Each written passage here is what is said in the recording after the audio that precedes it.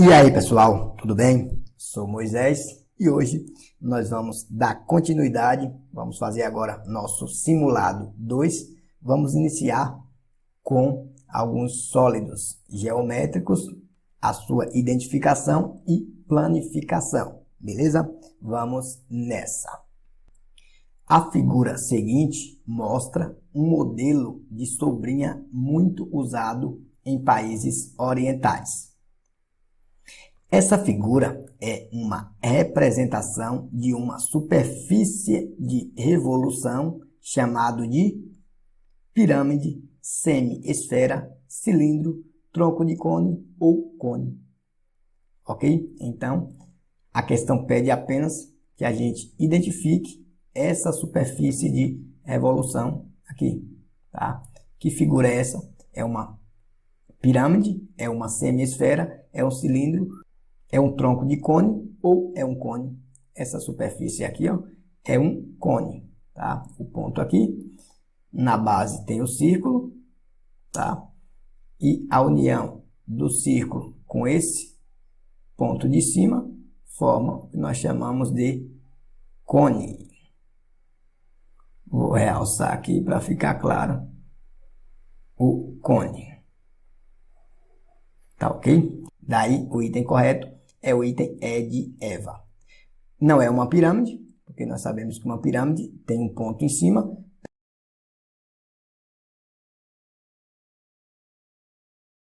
Então, uma pirâmide, por exemplo, aqui é uma pirâmide de base retangular, tá? Certo? Semi-esfera seria uma esfera, uma bola, tá? E essa bola cortada, uma bola cortada ao meio, tá ok? Semi-esfera. Um cilindro, nós temos dois círculos, um embaixo e um em cima, e a união desses pontos do círculo forma um cilindro. O cilindro seria, por exemplo, uma lata de leite ninho, beleza? O tronco de cone seria um cone cortado. Qual seria um tronco de cone? Um cone e um corte nesse cone, tá? Por exemplo, um copo descartável, um copo que a gente utiliza aí para tomar água, tomar cerveja, tomar guaraná, possui o formato de um tronco de cone, tá? Então aqui é um tronco de cone, esse formato aqui, tá? E finalmente o cone, aquele cone que a gente vê nas estradas aí para marcar, para sinalizar, beleza? Então vamos nessa, próxima questão. Uma empresa que embala seus produtos em caixas de papelão na forma de hexaedro regular deseja que seu logotipo seja impresso nas faces opostas pintadas de cinza, conforme a figura. A gráfica que fará as impressões dos logotipos apresentou as seguintes sugestões planificadas. Aqui está a planificação 1, 2, 3, 4 e 5. Beleza? Então, aqui tem a figura e ele quer saber qual a planificação que atende a essa figura. Na verdade, nada demais. Ou seja, vamos observar aqui que em todas as alternativas, a planificação é o seguinte. Essa caixa foi aberta aqui nessa aresta, tá ok? Quando foi aberta, essa aresta aqui caiu para a direita. Vou fazer a representação, por exemplo, aqui dessa face aqui, quando ele cai, a face fica aqui, essa face branca, tá? Quando abre aqui, a face branca cai para cá e essa face de cima vem para cá. Então fica duas faces brancas caídas para a direita. Olhando as alternativas, nós só podemos dizer que é a alternativa 1 ou a alternativa 3, porque é onde tem as faces brancas caídas para a direita. Então, apenas com esse dado a gente elimina o item 2, o item 4 e o item 5. E agora, analisando a face que cai para trás, então a face que cai para trás é uma face cinza. Ó, então,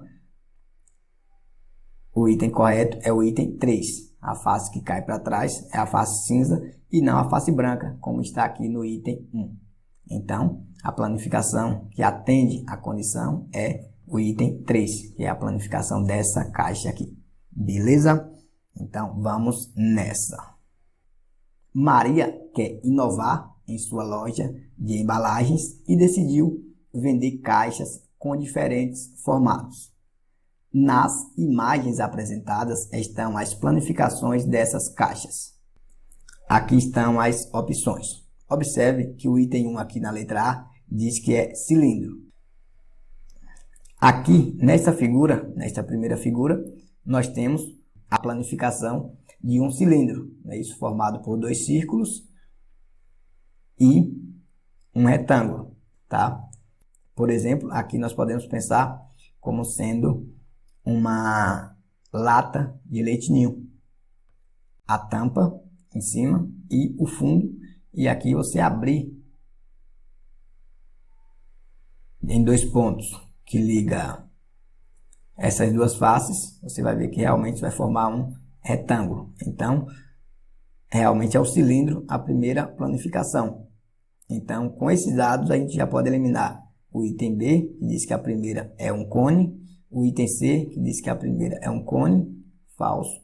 Então, ou será o item A, o item D, ou o item E, que é cilindro, nas primeiras opções. O item A diz que é prisma de base pentagonal, essa segunda figura aqui. Realmente, a gente pode observar que aqui nós temos um pentágono na base e nós temos as outras faces que ligam ele. Então, essa face vai vir para cá, essa face vai vir para cá e vai formar um prisma direitinho. Essa face vai vir para cá, essa de cá vai colar aqui, essa de cá vai vir para cá, essa de cá vem cá para cima, essa de cá vem para cá e essa de cá cola aqui. Ou seja, vai formar essa figura aqui. O pentágono embaixo. Minha coordenação motora é meio feia para isso, né?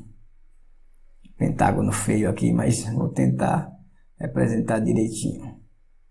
Não vai ficar muito bonito. 1, 2, 3, 4.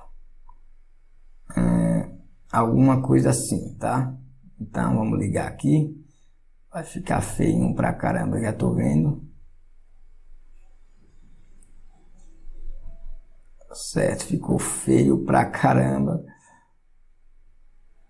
Mas seria algo assim, tá? Aqui a primeira face, certo? Aqui a segunda face. Aqui ficou meio feio aqui. Deixa eu colocar um pouco mais pra cá pra ver se eu consigo representar melhor. Deixa eu apagar aqui. Se eu consigo representar melhor aqui. Pronto, não vai ficar muito legal, vai ficar meio esquisito, mas dá para entender direitinho. Tá? Então, mais ou menos aqui, ó. Esse prisma aqui tem um pentágono aqui na base e um pentágono cá em cima. A união desses pontos do pentágono forma o prisma de base pentagonal. Ficou meio esquisito, mas dá para entender. Fiz o esforço aqui. É um prisma de base pentagonal. Tá? Então, com essa informação, nós eliminamos a letra D, diz que é um tronco de pirâmide. Não é um tronco de pirâmide. E a letra E diz que é um prisma. Um prisma é, mas aqui está mais completo, que é um prisma de base pentagonal. Aqui nós poderíamos ficar em dúvida entre a letra A e a letra E, porque a letra E diz que é um prisma também. Mas vamos ver que a gente pode eliminar a letra D e na próxima figura a gente consegue ver que realmente é o item A, porque a próxima figura é uma pirâmide. Ó, aqui nós temos um triângulo na face. Vamos pegar agora esse ponto aqui, esse ponto aqui, esse ponto aqui e suspender. Vou colocar aqui um ponto em cima. Então, esse triângulo vem e faz isso. Ó. Esse ponto de cá vem e cola aqui em cima e faz isso. Esse de cá vem e cola aqui em cima, faz isso. Então, ó, a figura que vai formar realmente uma pirâmide. Então, quando a gente junta esses vértices aqui em cima, vai formar essa figura aqui, ó. Nós chamamos de pirâmide. Se os triângulos forem equiláteros, nós dizemos que é uma pirâmide regular ou também um tetraedro, tá ok? Mas a gente só pode dizer aqui que é uma pirâmide, porque a gente não pode garantir que esses triângulos são equiláteros. Então, realmente é uma pirâmide. Portanto, o item correto é o item A, de avião. O que a gente pode debater aqui mais? Um tronco de pirâmide. O que seria um tronco de pirâmide? A pirâmide cortada, tá? Se a gente pegar essa pirâmide aqui e fizer um corte, tá? Essa parte de baixo é um tronco de pirâmide. Por exemplo, aqui, se eu fizer um corte aqui, tá? Formando um triângulo aqui em cima e pegar essa parte de baixo, nós teremos o que nós chamamos de tronco de pirâmide. É um triângulo menorzinho em cima, um triângulo grande embaixo e a união aqui, ele vai fechando, tá?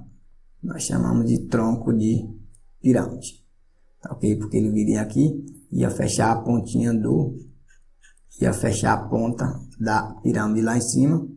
Então, o corte na pirâmide é o que nós chamamos de um tronco de pirâmide. Assim como um corte no cone, nós chamamos de tronco de cone. Próxima questão.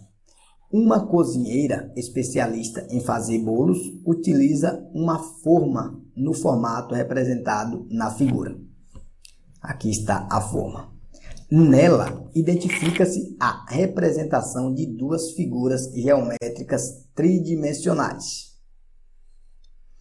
Essas figuras são, ou seja, a questão me diz que aqui tem uma figura e aqui temos duas figuras tridimensionais. Que figuras são essas? Um tronco de cone e um cilindro? Então, de que figura ele está falando? Dessas duas figuras aqui, ó. Essa figura aqui, parecendo um copo de cabeça para baixo. Ó.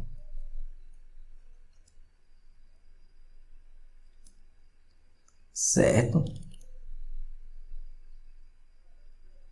E essa outra figura maior aqui, que parece um copo agora, com a boca para cima.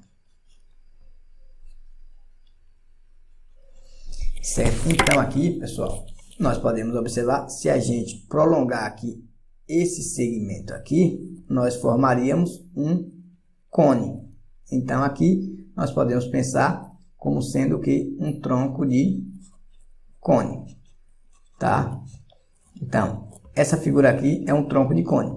E a outra figura aqui, que é a parte maior, mais larga da forma, é também outro tronco de cone. É só prolongar aqui o segmento, nós vamos formar o bico cá embaixo.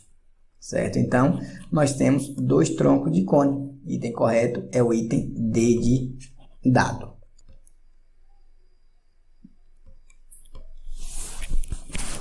Próxima questão, vamos ver. Em uma certa cidade, os moradores de um bairro carente de espaço de lazer reivindicaram à prefeitura municipal a construção de uma praça. A prefeitura concorda com a solicitação e afirma que irá construí-la em formato retangular devido às características técnicas do terreno. Restrições de natureza orçamentária impõem que sejam gastos no máximo 180 metros de tela para cercar a praça. A prefeitura apresenta aos moradores desse bairro as medidas dos terrenos disponíveis para a construção da praça. Para optar pelo terreno de maior área que atenda às restrições impostas pela prefeitura, os moradores deverão escolher o terreno 1, 2, 3, 4 ou 5. Pessoal, primeiro nós vamos observar uma condição. Diz que no máximo tem que ter 180 metros de tela. Daí nós já podemos eliminar o terreno 5, porque passa de 180. Observe que aqui o perímetro é 95 mais 95, vai dar quanto? 90 mais 90, 180, 5 mais 5, 10. Então, só a soma desses dois caras aqui dá 190, quando, na verdade, o perímetro deve ter no máximo 180. Então, não é o terreno 5. Nós já podemos eliminar aqui, porque o perímetro passa, não é a letra E. O terreno 2, observe que 55 mais 55 dá 110, tá?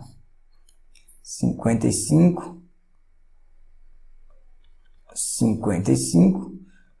dá 110, mais 110 dá 220. Então, o terreno 2 também não atende à condição, porque tem que ter no máximo 180 metros de tela, e aqui precisa de 220. O perímetro não bate. O perímetro bate aqui, 70 mais 70, 140, 20 mais 20, 40, 180, 60 mais 30, 90. O perímetro aqui é duas vezes a soma dos dois lados, não é isso? 180. 55 mais 45 dá 100, o perímetro dá 200. Então, podemos eliminar também o terreno 1, não é isso? Porque o perímetro, pessoal, a gente pode somar os dois lados e multiplicar por 2, não é isso? 55, 45.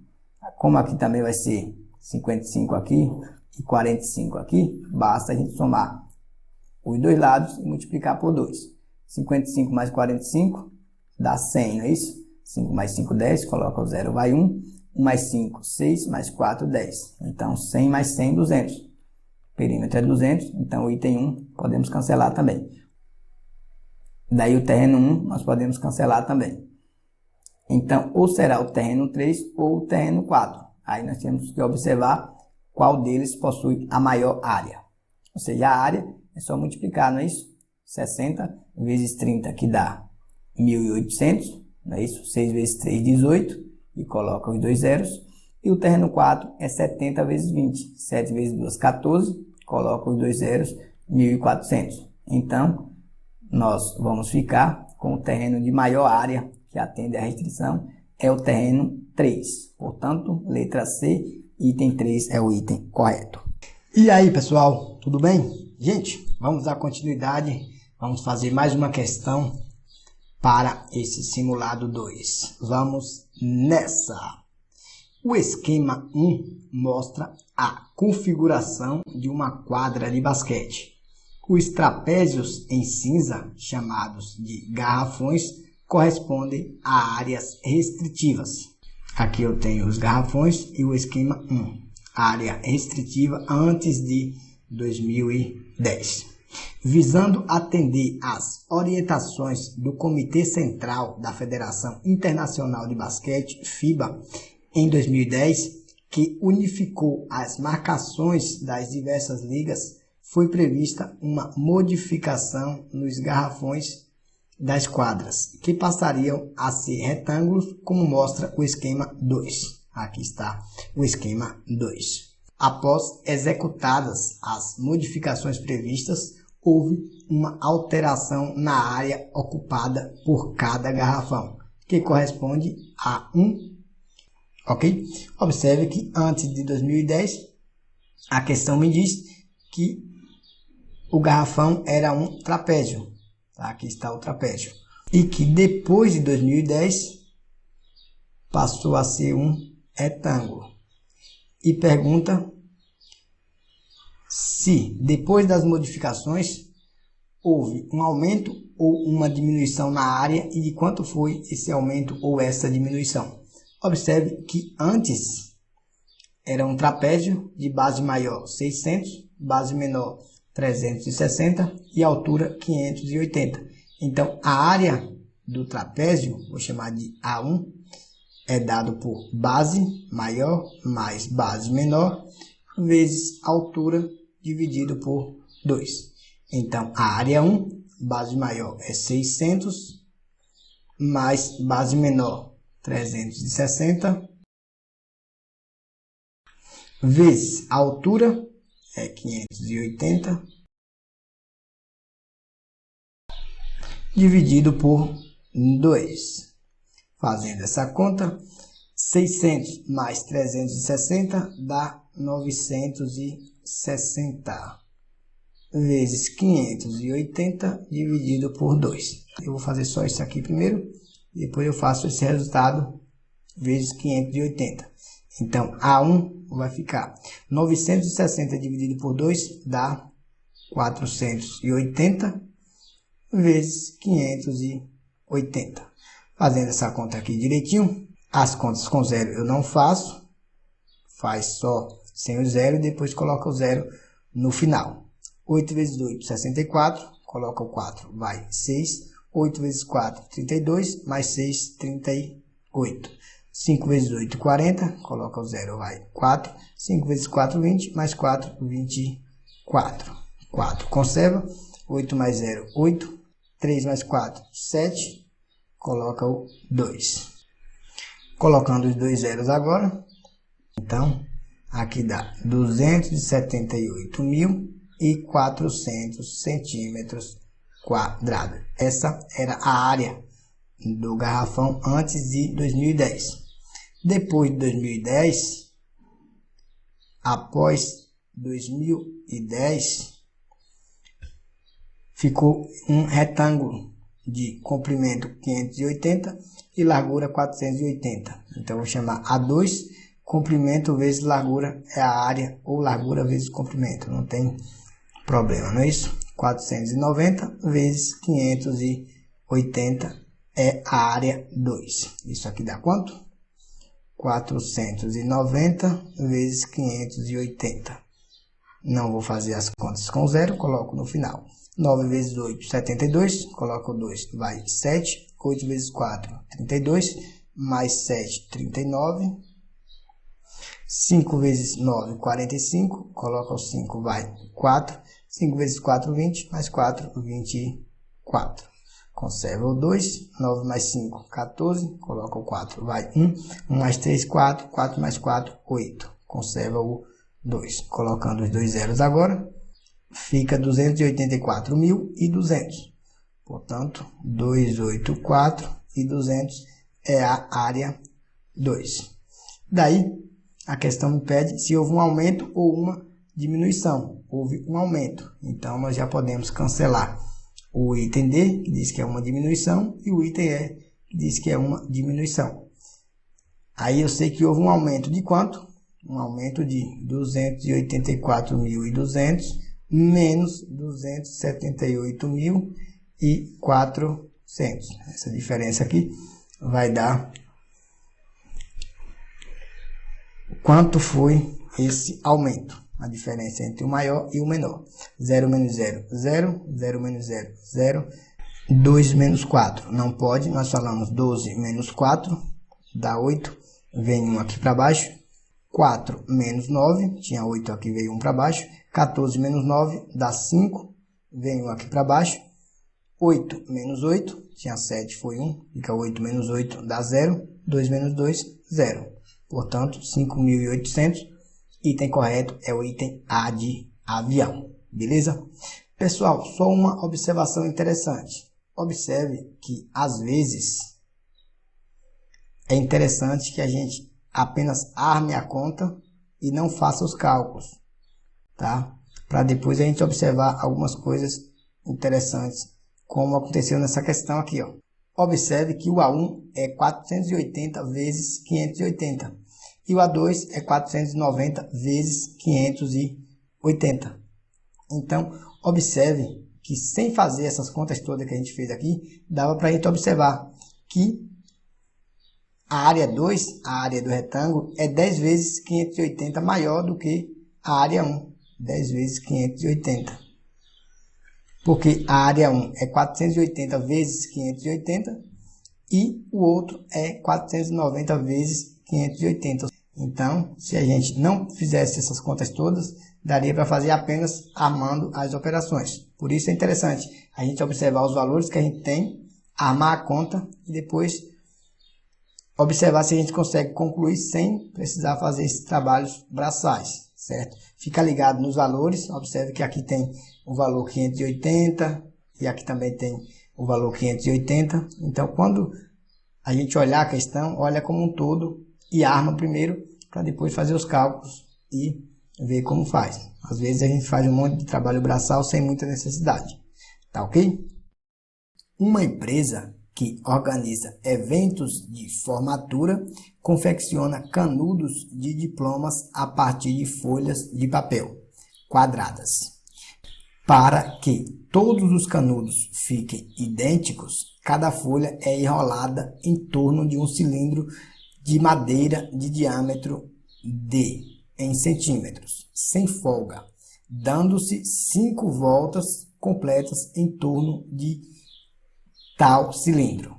Ao final, amarra-se um cordão no meio do diploma, bem ajustado, para que não ocorra o desenrolamento como ilustrado na figura. Aqui está a figura. Em seguida, retira-se o cilindro de madeira do meio do papel enrolado, finalizando a confecção do diploma. Considere que a espessura da folha de papel original seja desprezível. Qual é a medida em centímetros do lado da folha de papel usado na confecção do diploma? Aqui estão as alternativas. Observe, pessoal, que a questão me diz que você tem um cilindro e você pega a folha de papel e dá 5 voltas nesse cilindro. Ou seja, o comprimento da folha de papel é 5 vezes o comprimento de uma circunferência dessa de diâmetro D. É só isso que nós temos que fazer. Então, vamos calcular o comprimento de uma circunferência. O comprimento de uma circunferência é dado por 2π vezes o raio. Porém, ele não me deu raio, ele deu diâmetro. Então, nós podemos dizer que o comprimento é igual a 2 vezes o raio vezes π. Observe que eu só mudei a ordem. Π vezes o raio, ficou raio vezes π. Por que eu fiz isso? Para eu ter 2 raios aqui, que equivale ao diâmetro. 2 vezes o raio, nós chamamos de diâmetro. Então, diâmetro vezes π. Então, o comprimento de cada circunferência pode ser dado pelo diâmetro vezes π. Como o diâmetro é d, então fica d vezes π mesmo, foi dado. A questão me diz que essa folha deu 5 voltas no cilindro.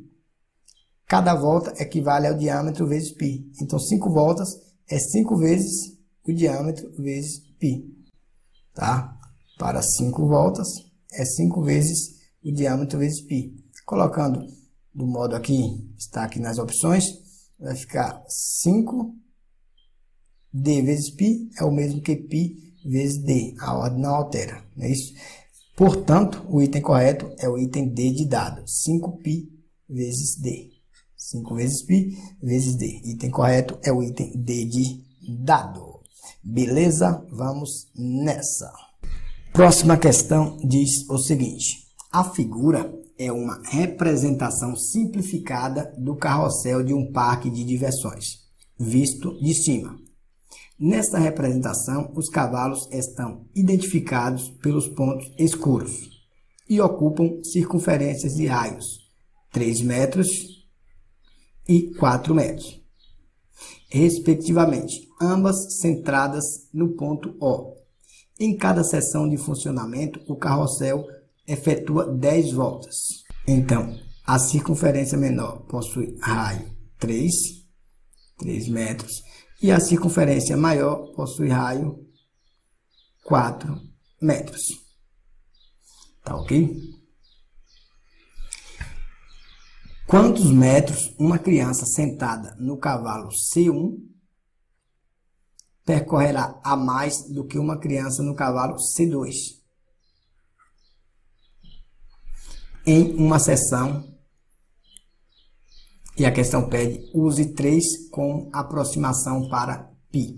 Diz que esse carrossel aqui, ele dá 10 voltas completas. E pergunta, quantos metros uma criança sentada no cavalo C1 percorrerá a mais do que uma criança no cavalo C2. Então, observe, no cavalo C1, o comprimento da circunferência, ou seja, em cada volta, vai andar uma distância de 2 vezes π vezes o raio. Ou seja, em C1 é igual a 2 vezes π. Só que mandou utilizar π igual a 3, se não pedir para utilizar, ou deixamos em função de π, ou colocamos 3,14. Mas pediu para usar π igual a 3, temos que usar π igual a 3. E o raio na circunferência C1 é 4. 2 vezes 3 vezes 4. Então, em C1, o comprimento é 2 vezes 3, 6, 6 vezes 4, 24 metros. Essa é a distância percorrida em cada volta para uma criança que está no cavalo C1. Agora, no cavalo C2, vai ser 2 vezes π vezes o raio. Em C2, é 2 vezes π, que é 3, vezes o raio, que é 3. Então, o comprimento percorrido pela criança que está no cavalo C2 é dado por 2 vezes 3, 6, vezes 3, 18. 18 metros. Ou seja, em cada volta, a criança no cavalo C1 anda uma distância de 6 metros a mais do que o cavalo C2. Ou seja, 24 metros menos 18 metros. 14 menos 8 dá 6, venho aqui para baixo. 2 menos 2, 0. Então, 6 metros de diferença para cada volta. Porém, a questão me diz que são dadas 10 voltas. Então, são 6 vezes 10 a quantidade de metros que a criança no cavalo C1 dará a mais do que a criança no cavalo C2. Então, 6 vezes 10 dá 60. Então, portanto, 60 metros. Portanto, item correto é o item B de bola. Próxima questão.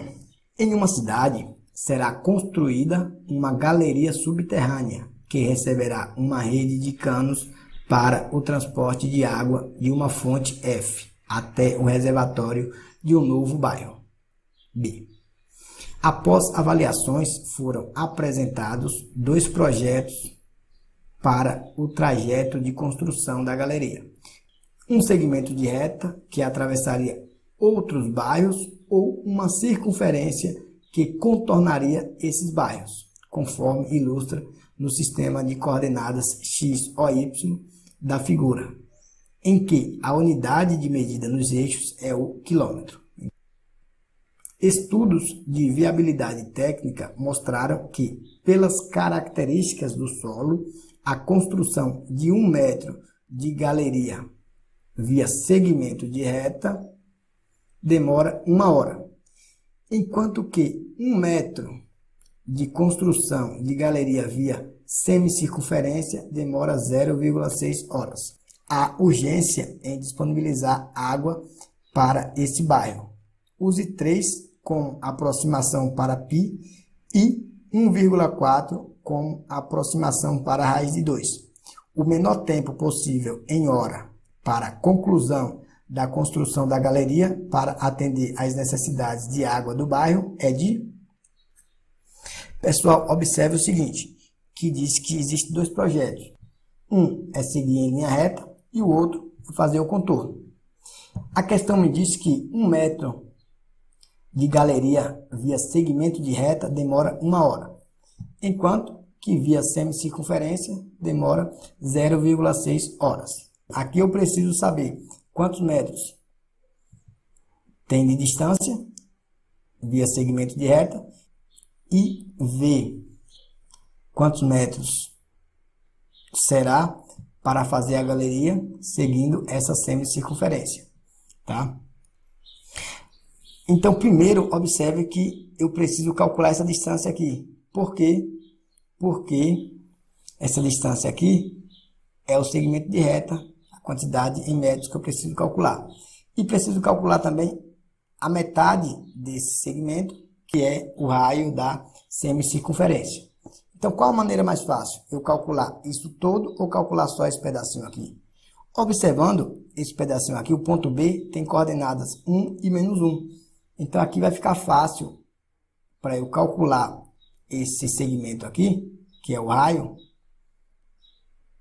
Porque aqui, esse segmento aqui, o raio, na verdade, vai ser a diagonal de um quadrado de lado 1. Ó. Então, eu posso afirmar que essa diagonal aqui, desse quadrado de lado 1, a diagonal é raiz de 2.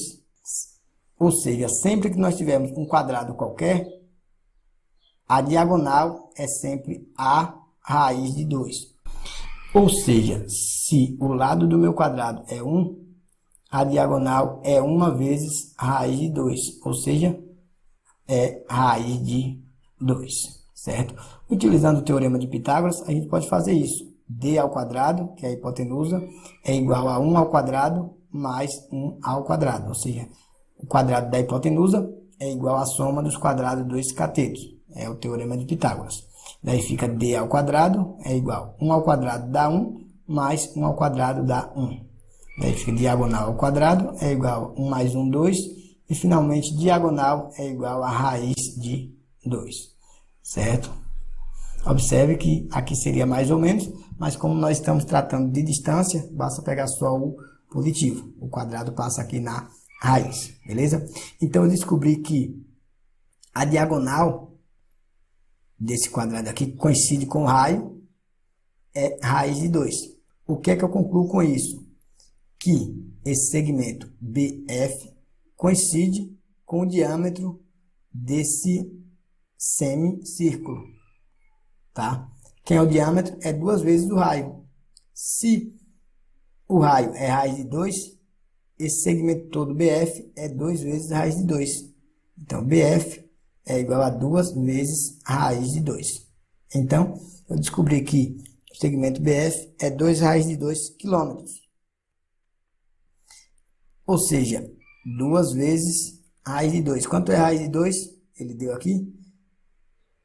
Use 3 como aproximação para π e 1,4 como aproximação para a raiz de 2. Então, a raiz de 2 equivale a 1,4.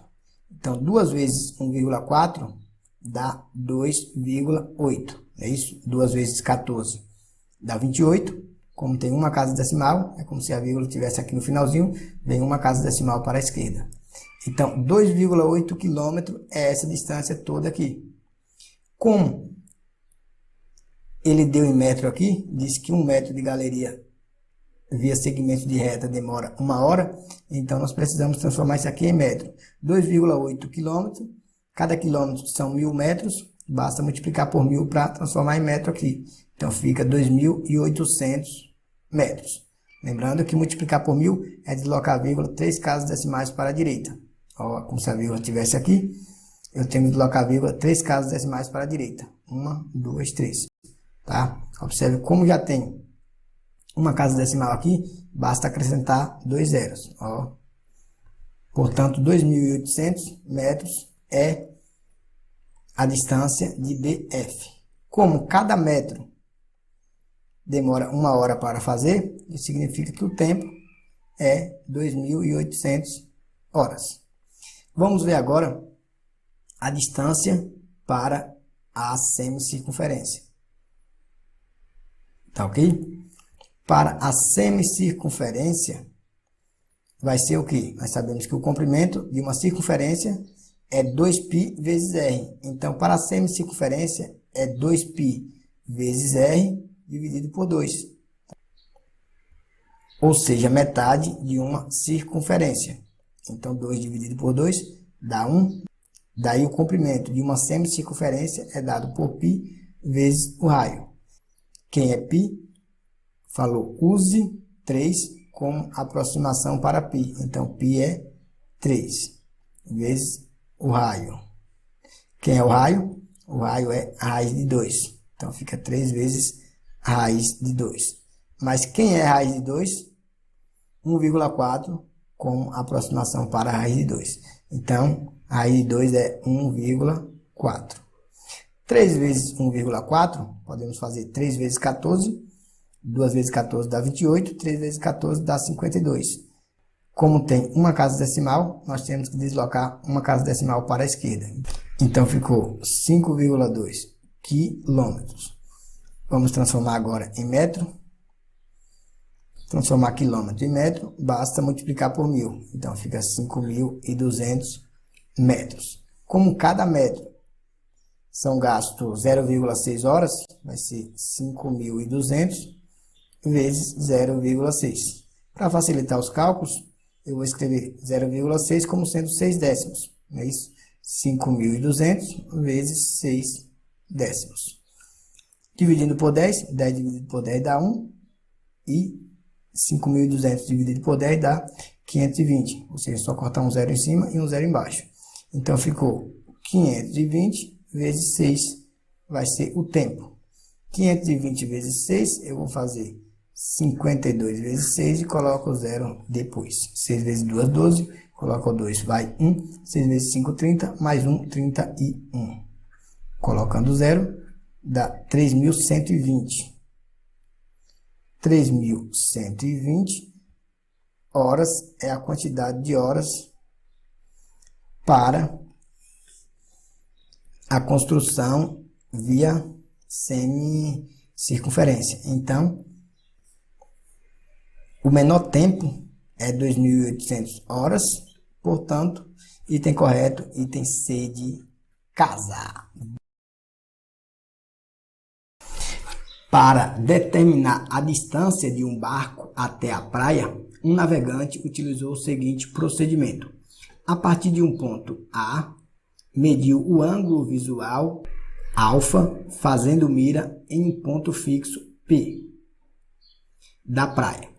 Mantendo o barco no mesmo sentido, ele seguiu até um ponto B, de modo que fosse possível ver o mesmo ponto P da praia. No entanto, sob um ângulo 2α. A figura ilustra essa situação. Suponha que o navegante tenha medido o ângulo alfa igual a 30 graus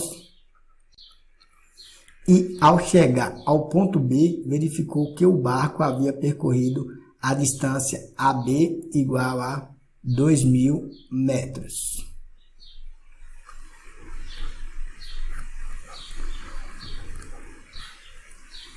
Com base nesses dados e mantendo a mesma trajetória, a menor distância do barco até o ponto fixo P será... Então, ele quer a menor distância do barco até o ponto fixo P. Então, a menor distância, pessoal, esse barco segue uma trajetória em linha reta. Então, a menor distância é esse segmento perpendicular que liga o ponto a esta reta, que é a trajetória do barco. Então, ele quer, na verdade, essa altura aqui, a altura desse triângulo ABP. A questão diz que alfa mede 30 graus. Então, 2α mede 60 graus. Por outro lado, se 2α mede 60 graus, então esse ângulo aqui, forma um ângulo raso, ou seja, um ângulo de 180 graus com esse ângulo de cá, aqui já tem 60, então o de cá é 120. O que é que nós podemos observar aqui agora para o triângulo ABP? Que aqui eu tenho um ângulo de 30 graus e aqui eu tenho um ângulo de 120 graus.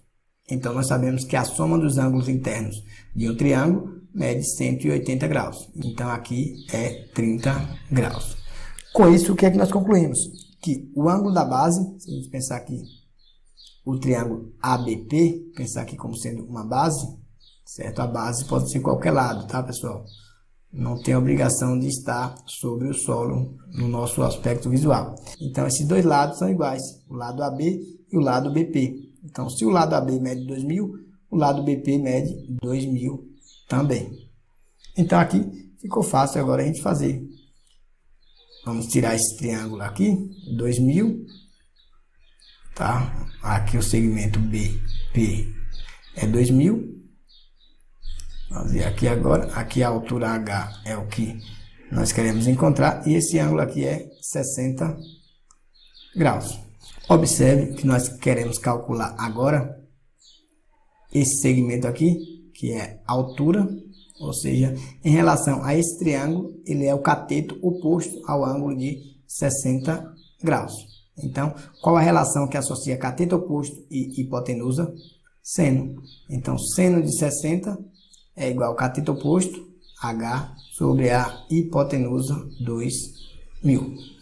Vamos saber qual o seno de 60 é raiz de 3 sobre 2. Então, fica raiz de 3 sobre 2 é igual a H sobre 2.000. Multiplicando cruzado agora, ou cruz credo, e por aí vai. 2 vezes H, 2H é igual a raiz de 3 vezes 2.000, dá 2.000 raiz de 3. E, finalmente, H é igual a 2.000 raiz de 3 sobre 2.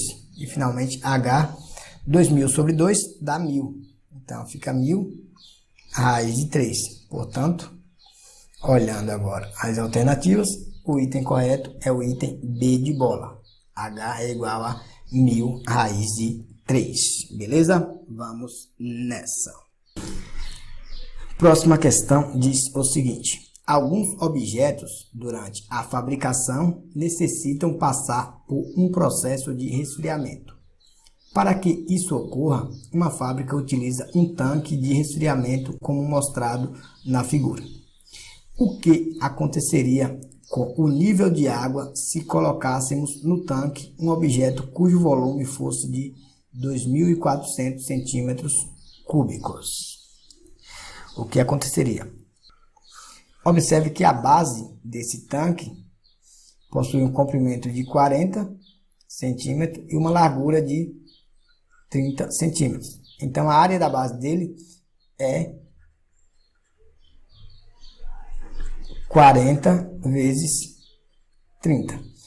Ou seja, essa área da base é igual a 4 vezes 3, 12. Colocando os dois zeros, dá 1.200. A área da base é 1.200. Observe que nós temos que colocar um objeto de volume 2.400 centímetros cúbicos. Se a área da base é 1.200, quando a gente colocar aqui 1.200, a área da base, vezes a altura, essa altura que vai ter que subir um valorzinho, área da base vezes a altura, ou seja, 1.200 vezes a altura, vou chamar de Hzinho, que Hzinho é esse pedacinho aqui que vai subir o nível de água, tem que dar igual a 2.400. A área da base vai ser a própria área da base do tanque de resfriamento e a altura vai ser o que a água vai subir, tá? Lembrando que a área da base vezes a altura tem que dar o volume do objeto que nós vamos colocar, tá ok? Então, aí nós já descobrimos que a altura é 2, porque 1.200 vezes 2 dá 2.400. Tá? Ou então, confirmando, H1 é 2.400 dividido por 1.200, dá 2. Então, 2 centímetros, essa água vai subir aqui. Então, esse H1 aqui é 2 centímetros. Então, vamos ver qual alternativa vai ser a correta. O nível subiria 0,2 centímetros, falso, porque sobe 2 centímetros, não 0,2. O nível subiria 1 centímetro, falso, porque sobe 2. O item correto realmente é o item C. O nível subiria 2 centímetros, fazendo a água ficar com 22 centímetros de altura. Por que, Moisés? Porque aqui a altura toda é 25 e essa distância aqui é 5. Então, essa alturazinha aqui é 20. Não é isso que é 25, que é o todo, menos 5, que é até aqui. Então, até aqui essa altura é 20. Quando coloca o objeto, ele sobe 2 centímetros. 20 mais 2 dá 22. Realmente, o item C é o correto. O nível subiria 2 centímetros, fazendo a água ficar com 22 centímetros de altura. Portanto, o item correto é o item C de casa.